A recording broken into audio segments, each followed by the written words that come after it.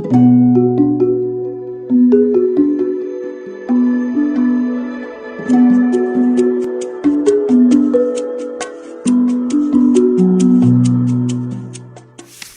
everyone, and welcome back to the Sunday Long Read podcast. Today, we are joined by Rowan Jacobsen, who is a journalist and author who writes about many hidden aspects of science and nature for every publication you could think of. And he most recently wrote a story for Scientific American about the many benefits of sunlight and some of the surprising ways that sunlight could have an impact on autoimmune diseases. Rowan, thanks so much for being here. Thanks. It's great to be here again. And you have previously joined the podcast back in pre-pandemic. So for those who have been listening for that long, that is why the name might sound familiar, but we appreciate you coming back and being here again. Yeah, that seems like a whole world ago. Yeah, I was thinking 2019 doesn't seem like that long ago, but I was thinking about it yesterday, and that's an eternity at this point. But you just wrote this story, obviously, for Scientific American, talking about the huge impact that sunlight and these UV light devices can have on people who have autoimmune diseases like MS. And this is, I think, is especially timely, obviously, as we move into the summer months and people are thinking about their sunlight exposure and being outside all the time. Can you kind of rewind a little bit and tell us about when you first started reporting on the benefits of sunlight and kind of this thorny, complicated subject, because I know you've written about it for many years. This is not the first time. So I think it started back in 2018. I was a night science journalism fellow at MIT, and that is one of those year-long fellowships where you actually do not publish for a year, and your job is just to learn about whatever corner of science draws you and try to learn it deep so that you can then turn around and report on it at a really high level. And I ended up going deep on sunlight and health because right around then there was a few studies popping up showing that people who were naturally exposed to higher levels of light or who lived in places that just naturally got more light had lower rates of disease than people who lived in fairly sun-deprived places. And that was really curious to me because, we always hear about the dark side of sunlight, how it raises the risk of skin cancer, which it does. But you don't tend to hear that there's also a positive side. So that got me wondering about balancing those risks and benefits. And so then I did end up diving deep into the science. And then about that same time, these huge clinical trials on vitamin D supplementation were finally publishing their results. And everyone had thought that vitamin D was going to turn out to be kind of this miracle pill because, again, observational studies had shown that people who have high levels of vitamin D in their blood have lower rates of those same diseases. And we all knew that sunlight generates vitamin D in the skin. So everyone knew there was a connection to sun with those vitamin D studies showing lower rates of disease. But we thought vitamin D was the agent and that instead of the sunlight, everyone could just take vitamin D pills. So then when the clinical trials showed that taking a vitamin D pill basically did nothing, which is what they all showed, that kicked it back to sunlight. That meant something else about that process of sun hitting skin seemed to be healthy. So that was how I got sucked in. It's really nice that you had that time to be able to dig into all of these different aspects of it, because I do feel like when I was reading this most recent story and your past stories about sunscreen and about sunlight, you can feel the depth to it because, like you say, there has been that misconception or this idea that you should avoid sun exposure at all costs and that it's only going to do harm and there are no benefits. So it's really nice that you had the time to be able to dig into all of these things. Yeah, and there's sort of there's a meta story here. I'm actually working on a book on the subject, so I've been thinking about the meta story too, which is it's kind of this I don't know, you could call it a flaw that's built into science where science is so specialized now, so that, like one department does not really know what's going on across the hall or across the campus, and just has really one thing to focus on. And so if that department's job is to reduce rate of skin cancer, then the messaging is going to be avoid the sun at all costs. And that totally makes sense if that's your metric. But then, so if the other side of campus is discovering that sunlight actually can soothe an overactive immune system, most of the time, those two departments are never going to connect and talk to each other and sort of figure out a balanced message. So it's just something that's sort of built into the specialization of science these days. Right. Everyone is looking at their tiny little piece of the puzzle and not looking at the entire holistic picture. Right. The whole elephant. Right. And so before we talk about your most recent story, I did have a couple questions about, because I think especially now being in the summer months, this is relevant for people. Your past reporting on sunscreen. Can you talk about what you found there in terms of weighing sun exposure and like over relying on sunscreen, and essentially how that maybe has changed your practice of using sunscreen? And I think all of your years of researching that would probably be helpful for people.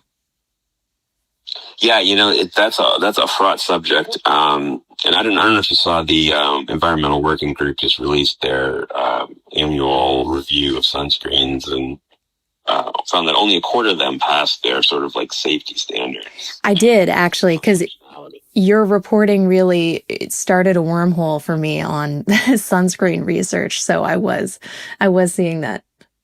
Yeah. And so yeah, like my focus wasn't really on sunscreen so much. It's been more on, if, the sun has benefits as well as risks, how do we balance that out? But sunscreen obviously does work into that equation at some level. So I think sunscreens are going to get a little bit more scrutiny than they traditionally have been. But for me, where it falls is, basically we've come to this extreme where like you look at the mainstream magazines and sort of mainstream public health messaging. And it says to use sunscreen 24 hours, 365 days a year, indoors or outdoors, winter or summer. Basically, even if you're going to be working in your office all day on a winter day, put on sunscreen. And that's clearly an extreme. Like somehow we've sort of CYA'd ourselves to a very extreme position, that is probably not beneficial to everyone. And part of it is that I think that advice is being targeted to the fairest skinned people on earth who really do have to be extremely careful about sun exposure. So if there was a logic behind it, it's that, we need some very broad, simple, one size fits all messaging. So let's make sure it works for this super, super susceptible population. And if everybody else just follows it, they'll be fine too, because there's no benefits to sunlight. So if nobody's getting it, not a problem. So now, of course, if it turns out there are some benefits to sunlight, that people who are less susceptible to sunburning and skin cancer could be getting and should be getting, then the messaging needs to get a little more complicated. And that was a previous story I did for Outside Magazine a few years ago. And then I did another one actually for the Atlantic last year, kind of focused on that part of the equation, because Australia, of all places, changed their sort of official guidance a year ago, 2 years ago, to have different recommendations for people with different skin tones. So it's all based on how much you have to worry about skin cancer and how much you might be able to benefit from the sun benefits. And it's crazy that it's Australia, because Australia has the highest rates of skin cancer in the world, and it's the country that has to worry about it the most. But maybe that's partly why it was Australia, that they've sort of been staring the sun in the face, more so than any other country, and realized that a lot of their population could actually benefit from a little bit more than zero. Right. Kind of a roundabout answer, but No, definitely. Do you think part of that messaging about sunscreen and having to wear it constantly is, well, I could see partly to sell sunscreen, but also to, if you keep it simple, people will be able to understand, okay, sunscreen is important, sunlight is bad, and that it's just in general, health agencies think that it's going to be harder to tell people the complicated answer to things? yeah, for sure. I think for sure. I think the and we see this in lots of other areas too. We saw during the pandemic, with masks, like things have to be boiled down to the very simplest message, or at least like health agencies think they do. If the public is going to follow them, and to their credit, I think there's certainly plenty of signs out there that the public is not very good at following recommendations successfully. And so I can definitely totally sympathize with health agencies who are worried that if they say it's fine to get 10 minutes of sunlight, everyone's going to run out and get 2 hours of sunlight because they're going to think, oh, sunlight's beneficial. I'm going to get as much as I can. Right. But what I think, here we are with Sunday long read, right? So I think that there can be different types of ways of addressing the information. There, you got your 30-second PSA, and then you got your long read, right? So, like, the beauty of long reads is that you can get into the complexity and you can have ambiguity, and you don't have to dumb it down. And in theory, your audience is also still has the capabilities of grappling with a complicated, ambiguous story. So, that's my little little push for God bless long reads. Right. The little glimmer of hope, definitely. So do you think in general then it's probably makes sense to, maybe depending on your skin type, you don't have to wear sunscreen on a winter day, wear a hat, stay in the shade, that you can, it could be a really good thing to be in the sun? Yeah, well, so Australia, in a nutshell, Australia divided, people into three chunks, basically, like people who have very fair skin, people of very dark skin, and then people who are in the middle.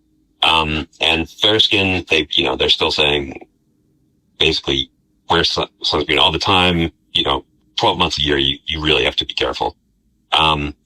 People with dark skin do not need to wear sunscreen on a daily basis. And need to make sure to get ample sun exposure, only using sunscreen if they're going to be, outside and exposed for an extended period on a sunny day. And people in the middle, it's more complicated. It's in the middle. They definitely should be getting some sunlight, but they should be airing hard on the side of not burning or getting anywhere close to burning. Right. So that was Australia's recommendations. Then there's sort of a leading dermatologist and sunscreen expert in the UK named Brian Tiffy, who's published some really interesting papers about when to use sunscreen and when not to. And he basically goes by latitude, but again breaks it up into different groups. So like if you're in the UK, you definitely don't need sunscreen in the winter. You definitely do in summer. And you should be cautious in spring and fall. If you're in California, right? Yes. So California, there's a lot of sun out there, so you're probably going to want it, all year in general. But again, like if it's a winter day and you're not going to be outside so much, then you probably don't need it. Right. And it's super interesting, you write about the fact that this does make sense from an evolutionary perspective. I mean, only very recently in human history did people start slathering on sunscreen. And clearly people didn't die off at crazy alarming rates solely because of skin cancer before sunscreen, which, I thought was a very interesting part of some of your stories.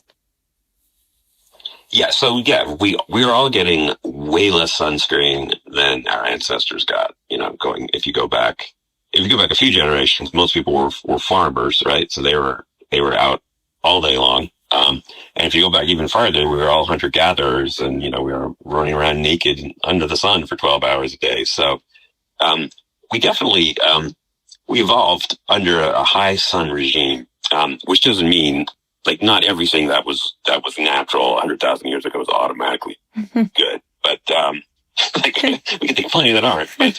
But it does mean that we could take a lot of sun back then, and so now, of course, in the modern world, most of us, are outside maybe an hour a day. So we're not getting much, but we're still getting skin cancer. And partly that's probably the pattern of having, skin that's never exposed to the sun. And then we go to Cancun for a week. And that's probably a particularly bad pattern. Right. So, there's more mysteries here to be solved, than current messaging encapsulates. Definitely. Yeah. And then, I mean, taking it even this huge step forward with your recent reporting about the handful of these new clinical trials that's showing UV light, and these UV light devices can really help people with autoimmune diseases like MS. Can you talk about those findings specifically and what these UV light devices kind of look like and how they work? Yeah, sure. So MS is sometimes called the sunshine disease because it is so closely associated with amount of sun exposure. And this has been known for like 100 years. People have been tracking this and trying to figure out what it meant. But rates of MS are zero near the equator, and they just like steadily rise as you go to higher latitudes in either direction.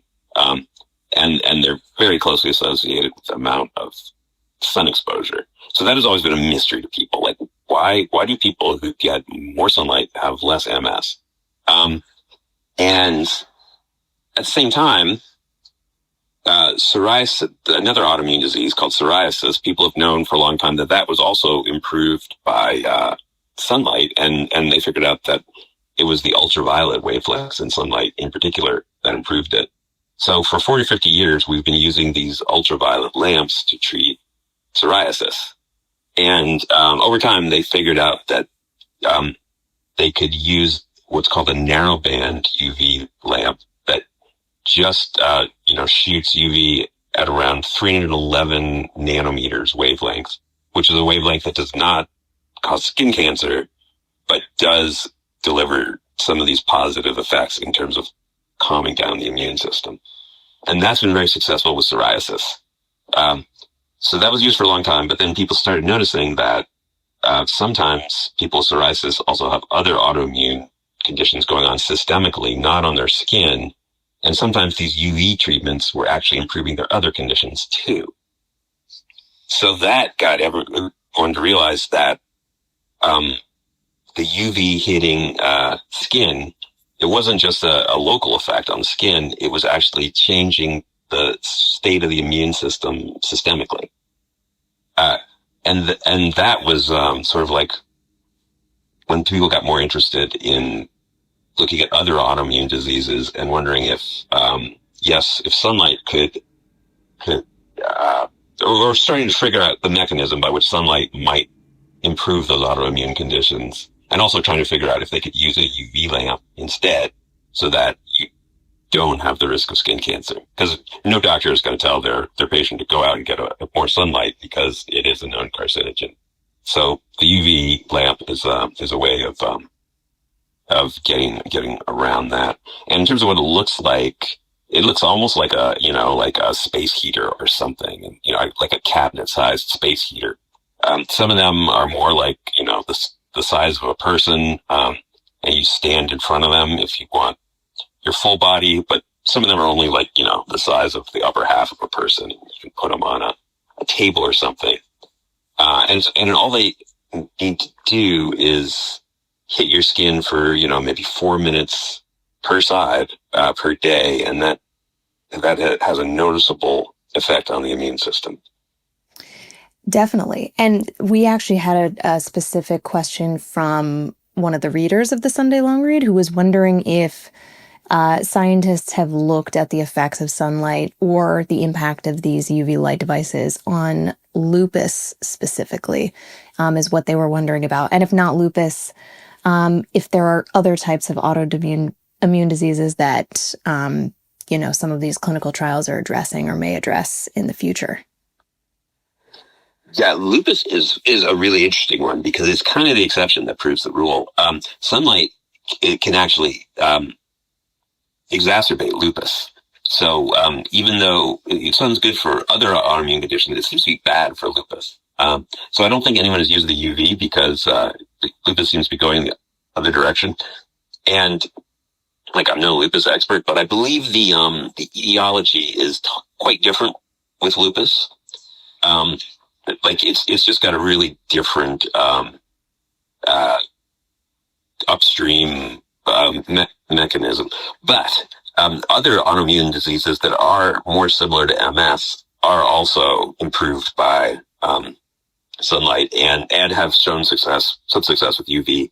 And that's type 1 diabetes, rheumatoid arthritis to a certain extent, psoriasis, which I also mentioned, and vitiligo, which is another skin autoimmune condition. Those are the big ones. IBD and colitis and Crohn's disease also seem to be improved by sun exposure, or at least sun exposure can be a preventative. But I don't know of any trials that have experimented with UV lamps for those.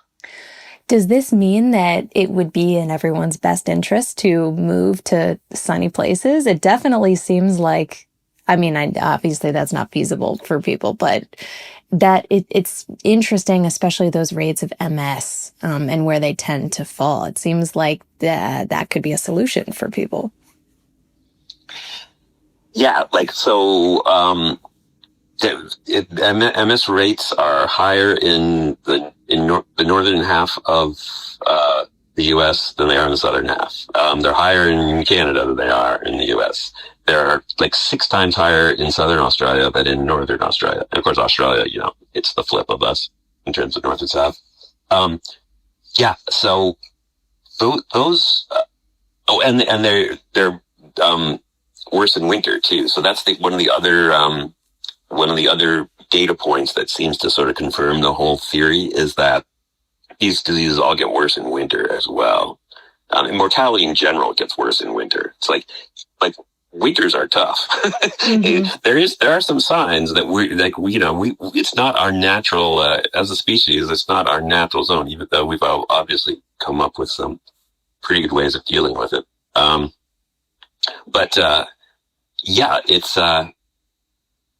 It's, if I was concerned about an autoimmune disease, or other diseases driven by inflammation, I would think about, and I lived in a northern place, which I do. I would think about maybe living in a place where I was going to be able to get more natural light. I live in Vermont, so and I'm working on all this research all winter long, and just kicking myself. Right. That's almost an interesting project to be thinking about all the benefits of sunlight and then to be inside in winter, hunched over a computer, working on it. Yeah, totally. Couldn't be worse. I was the model of exactly what not to do according to everything I was reading. So I actually did. I spent the month of March in the Sonoran Desert as an experiment, living without artificial lights to see what a lot of natural light and no artificial lights would do for me. This is for a forthcoming Harper's article. Because I couldn't take it anymore. Right. If I would improve my metabolism and my circadian rhythms with a month of LED talks. Do you have a little preview of what that was like? Did it help? I probably shouldn't say too much before the article comes out, but I can say that yes, it definitely helped, but it was not as clear-cut of path as I had maybe expected. So there were some twists and turns along the way, but yeah, by the end, I started figuring out what was beneficial and what wasn't. Interesting. Okay, we'll have to look out for it.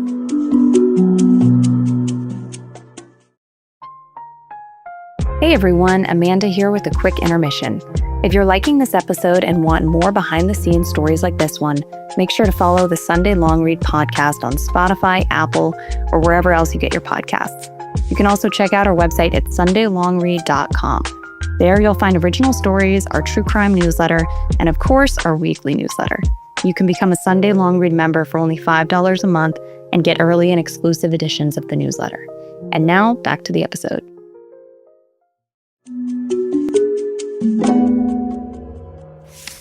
Another interesting thing, that you just mentioned a few minutes ago, talking about vitamin D and how for a long time that was thought as the key piece of all of this, the miracle drug. But scientists still don't really know what the magic ingredient in sunlight is, right? They're still a little bit in the dark about what exactly is happening there. Yeah, they don't.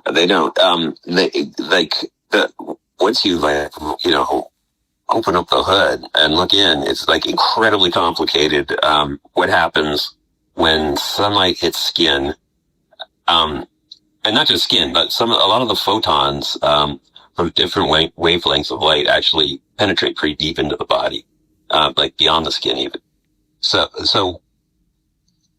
when that happens, the skin and the other tissues make a bazillion different signaling molecules and hormones, and certain molecules get broken apart by the sunlight, the ultraviolet light, into other molecules. It becomes this whole pachinko game of different molecules getting made and then making each other do things, and all these signaling molecules migrate down to the lymph nodes and through the body. So figuring out exactly which part of that is responsible for telling the immune system to chill out is kind of like the whole grail. Because if you can figure out the actual biological molecules that are sending those signals to the immune system, then you can cut out the sunlight and you can cut out the UV, and you can basically have a drug. And the medical industry works best with pills. It's the easiest, most convenient way to do it. It's also the most profitable. So big pharma is interested in funding the incredibly expensive clinical trials that are necessary to get to that point. So probably that's the way it'll go. If they ever figure anything out, it'll need to be through that. They'll have to figure out that photo cascade and find what the golden molecule is in there. In the meantime, us normal humans can just use a UV lamp or try to get a little more sunlight. Yeah, and it is really interesting when you also say that people think of skin as just this barrier, and that they think of all the important things that are happening in the body as being internal, and that the skin is just kind of this super, hardy, doesn't matter what happens to it, exterior layer, when in reality it's constantly communicating with the rest of the body, and that is trying to self-regulate and adjust. That was a really interesting details to read. And that was one of my big takeaways from working on this whole project is, just thinking totally differently about the skin. It's not just like the bag that holds you together. It really is almost like an observatory. It's constantly monitoring everything that's going on outside of the organism, and reporting back to the organism.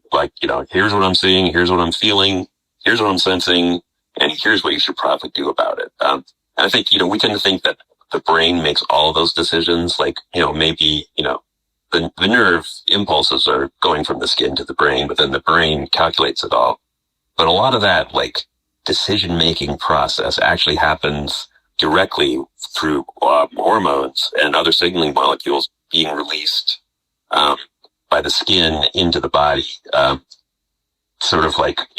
making the best call on what how the body needs to respond to, as you say, maintain homeostasis. Basically, the body's always trying to stay this Goldilocks zone of comfort, and so anything that's going to throw that off is going to trigger a reaction.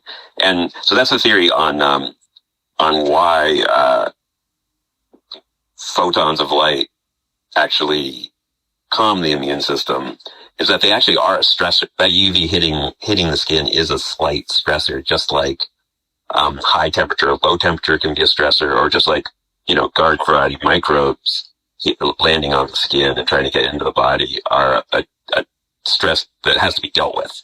Or even exercise is a stress that has to be dealt with in terms of getting back to homeostasis. But as we know with kids who live on farms and are exposed to more microbes than kids who live in sterile urban environments, it's actually pretty good for the body to get some of those normal everyday stressors to develop its systems, to learn how to deal with, the slings and arrows of everyday life. So the photons of sunlight seem to be one of those everyday stressors that's almost like a fire drill for the immune system. So it learns what to react to and what not to overreact to. Anyway, that's my take on where the science is headed. Definitely. That's really interesting. And I think that would probably make sense to people if they think about the fact that if you get, a small cut or something and it gets infected, that seems like not a huge deal, but obviously an infection from that could be a really big deal. So it makes sense that these little tiny things that seem not consequential would be a big deal if you're not thinking about skin as just being a barrier. Right, and the little tiny things, if your body isn't used to dealing with them, then and it's much more likely to overreact to them because it hasn't seen a lot of that kind of thing before. I think about it, comparing it to black fly mosquito bites, because I live in New England. We got a lot of black flies and mosquitoes this time of year, and people who have been bitten by them since they were kids, barely react at all. But newbies, from the city come and every mosquito bite turns into a big red welt because their immune systems are not nearly as used to that kind of thing. Right, definitely. And when you are approaching a story, you're sitting down to actually write it after having all of this research, how, especially with some of these, complicated science topics and trying to distill some of these clinical trials, how are you typically approaching it in a narrative way where you are, of course, the ideal is that you have readers like the Sunday Long Read who want to read long and read in-depth stuff, but how are you trying to package and distill some of these complicated topics into something that is going to become a narrative? That's such a good question, and that's such a journalist question. Right?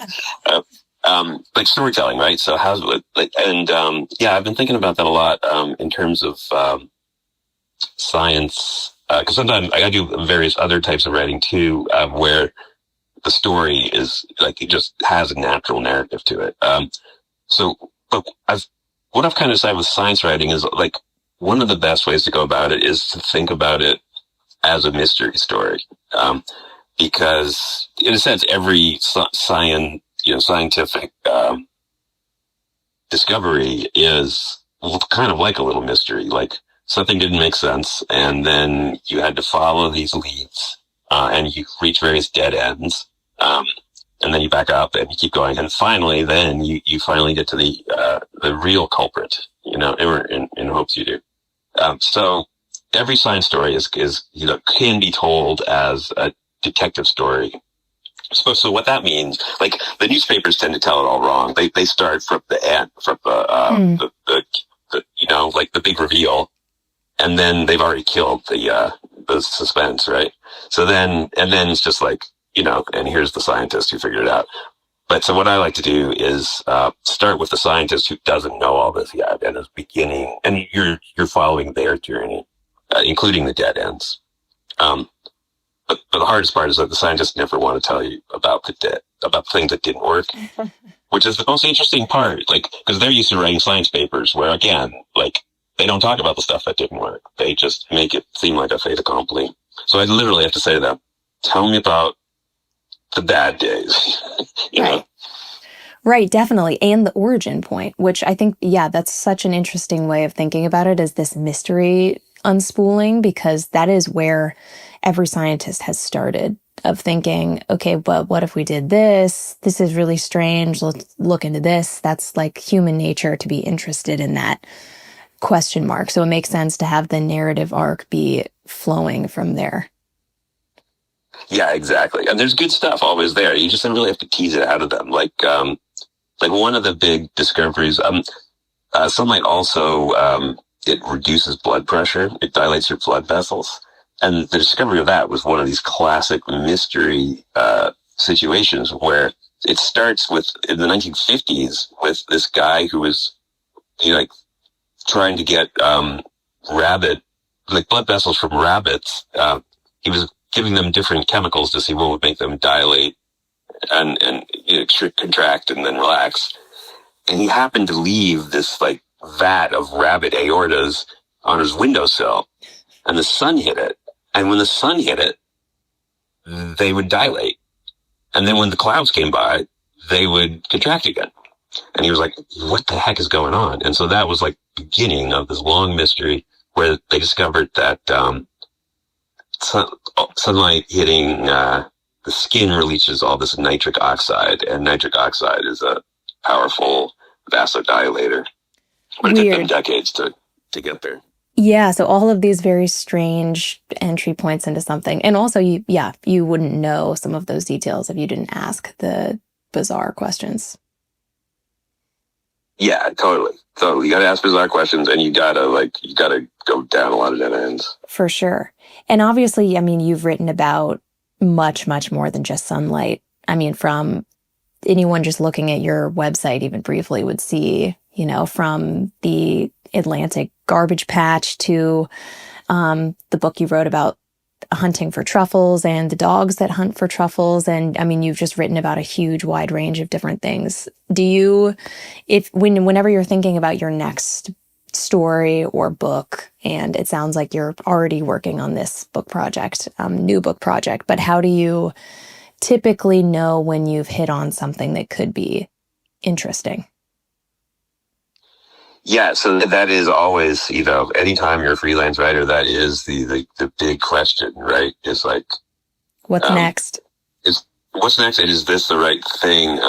So I tend to use myself as like the litmus test, which is not perfect. But if it's something that if I see like, some little lead that surprises me, and I think like, oh, like, I think I misunderstood that, or like, I think I had that wrong, and that's exciting to me, and I want to know why, like, what's the real story? Then I kind of like have to hope that, there's 10 other nerds out there just like me who want to hear about it. Not always the case though. Like, of course, you only see the what's in published form, but we're the case. Definitely. No, I think that's very true in that if you're following your own curiosity, there have to be at least 10 other people who are interested, who are also curious about that same thing. Yeah. And then of course there's the lead time issue. Like if it's something is it going to be a newspaper story in 2 days, or is it going to be a long read, magazine piece in 3 months, or is it going to be a book in 2 years? And so you have to sort of calibrate accordingly.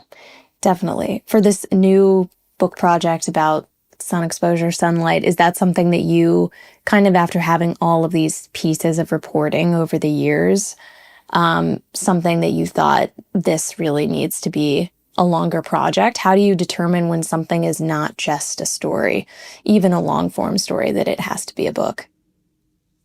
Yeah, another great question. And yeah, in this case, it was, I had ended up doing a few different stories in various aspects of it. And then when, editors would be like, well, I don't really understand. Like, where's this coming from? Like, how are you convinced that this part of it is true? And I'd be like, well, it's this thing that didn't make the story from, this other completely different corner of science, but here's the triangulation. So and after a while of realizing that you could only explain this part by bringing in this part and that part, then you realize it's probably there's definitely enough there to support a book, and probably that's the best way to explain it all, because it all needs to be explained together. But also, in the case of a book, like back to your earlier question, like, is it going to like, grab enough people? And this subject, I had just noticed, and this is like the cocktail party test, right? Like, people ask you what you're working on at a cocktail party, and you answer very briefly, and do they just perk up and they ask more questions, or do they, like, go, oh, and head for the shrimp? So, I just noticed, like, everyone has a built-in interest on the sun exposure question. That is, and yeah. Often have, right? Like, would you agree? That is, yeah, no, that is such an interesting way to think about it, is right. Because there have been times where I think something is interesting and I'll mention it to friends and you kind of see the light dim a little bit, or vice versa. Something, and right, you see, okay, yeah, I kind of am onto something because people seem to be perking up at this. That's a really interesting way to think about it. Yeah, and I think it's a pretty good one to make sure you don't just get on your little personal obsession. Right. And especially if you're thinking about book sales, if there are, you're talking about this casually and people seem genuinely interested, that's probably a good sign that they might buy the book. And if not, pay attention to that too, because then otherwise you can get 2 years down the road and have like a book on your hands that suddenly you realize, of course, nobody wants to read. So, yeah. True. I mean, so at the end of all of this, what do you hope is the end goal? Anytime you write a story or a book, what do you think, even though these are very disparate topics, what do you hope readers take away from the way that you're telling these stories? Do you hope that they kind of can come to terms with the complexities of some of these things, or that they come away with a better understanding of this thorny topic? What do you hope is what's the end goal for you?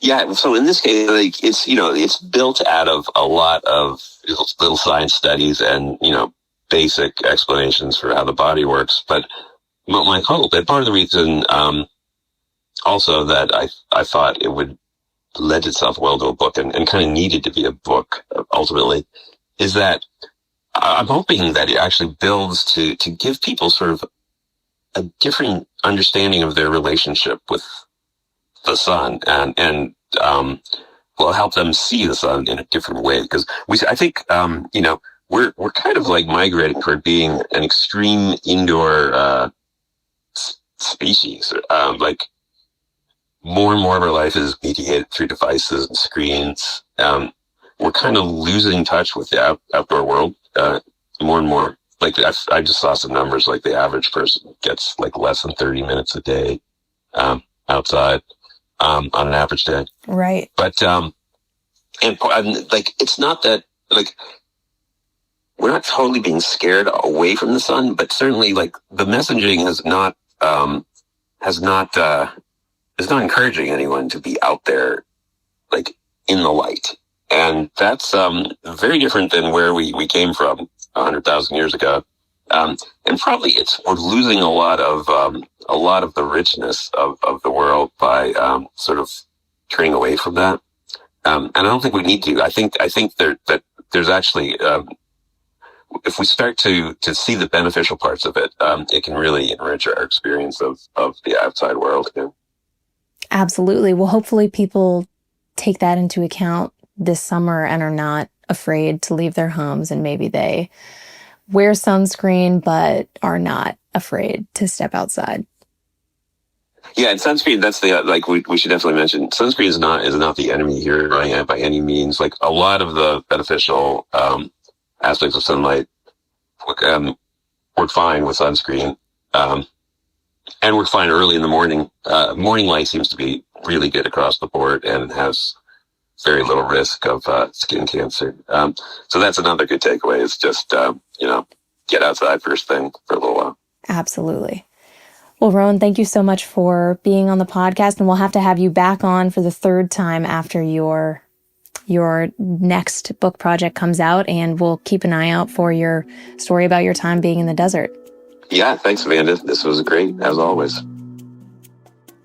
This episode of the Sunday Long Read podcast was produced by Matthew Whitehurst and me, Amanda Ulrich.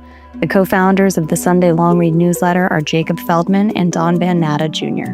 Until next time, thanks for listening.